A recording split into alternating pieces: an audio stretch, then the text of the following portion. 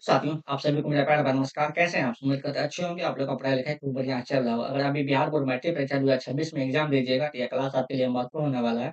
क्योंकि आज हम लोग पढ़ने वाले हैं गणित का मोस्ट वेरिएबल ऑब्जेक्टिव प्रश्न, ठीक है? ये सभी प्रश्न आपको 2026 में देखने को मिलेगा बिहार बोर्ड में। ठीक है, पहला प्रश्न है आपका यहाँ पे कि समांतर श्रेणी 10, 7, 4 डॉट डॉट का 30वां पद है। इसका 30वां पद पूछा गया है, क्या होगा? ठीक है? ठीक है, आप लोग भी साथ में आंसर दीजिएगा। तो प्रथम पद यहाँ पे कितना होगा? तो a का मान यहाँ 10 हो जाएगा, ठीक है?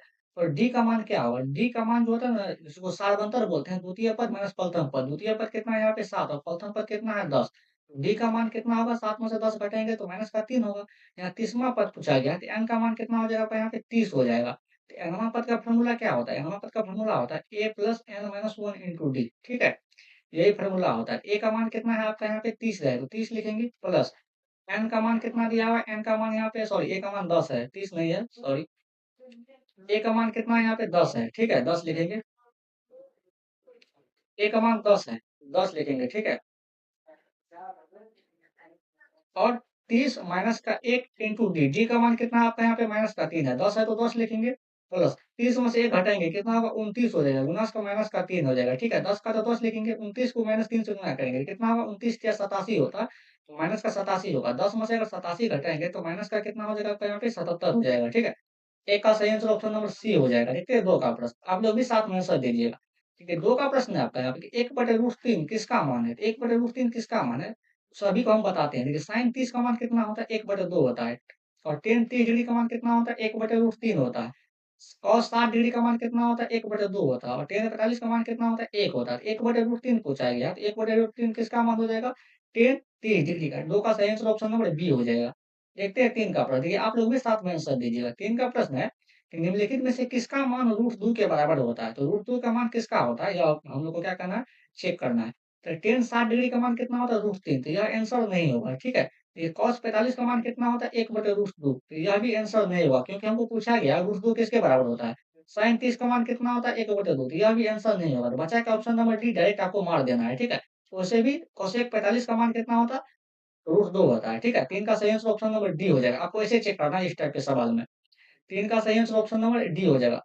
देखिए आप लोग क्लास को लाइक भी करें, अपने दोस्तों को भी शेयर भी करें, चैनल को ज़रूर आप लोग सब्सक्राइब करें, ठीक है?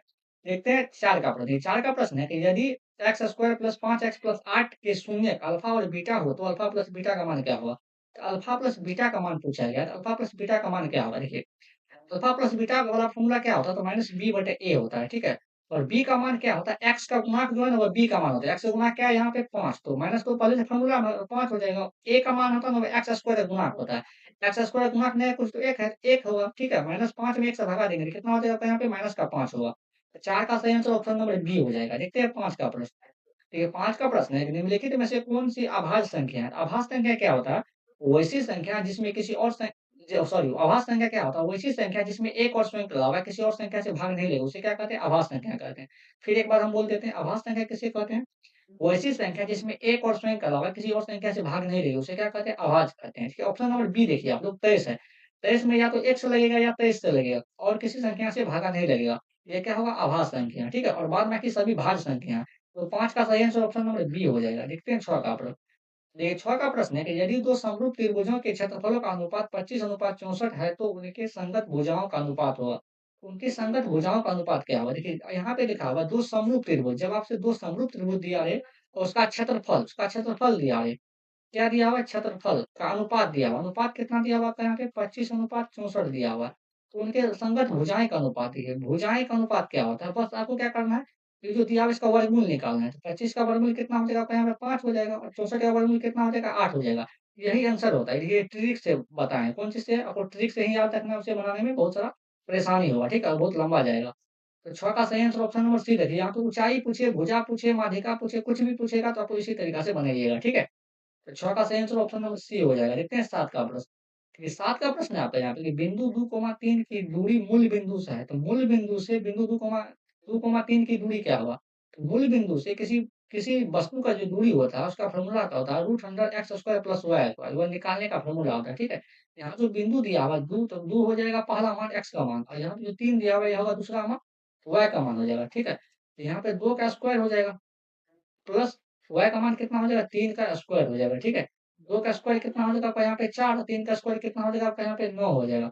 तो 9 4 कितना हो जाएगा आपका यहाँ पे 13। तो इसका सही आंसर ऑप्शन नंबर सी हो जाएगा 7 का। देखते हैं 8 का प्रश्न। क्या 8 का प्रश्न है आपका, यदि sin theta plus sin square theta बराबर 1 हो तो cos square theta plus cos power 4 theta का मान होगा। यह प्रश्न पूछा गया था बिहार बोर्ड 2025 में, ठीक है? यहाँ देखिए दिया हुआ आपका यहाँ पे sin थीटा प्लस का sin स्क्वायर थीटा इसका मान कितना दिया हुआ 1 दिया हुआ है, ठीक है? इसको क्या करेंगे हम लोग sin थीटा बराबर लिखेंगे।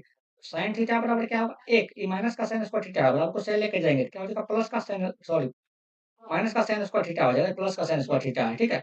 तो sin थीटा बराबर कितना हो जाएगा यहाँ पे 1 माइनस sin स्क्वायर थीटा बराबर क्या होता है आपका यहाँ पे cos स्क्वायर थीटा होता है। क्या होता है आपका यहाँ पे cos स्क्वायर थीटा होता है।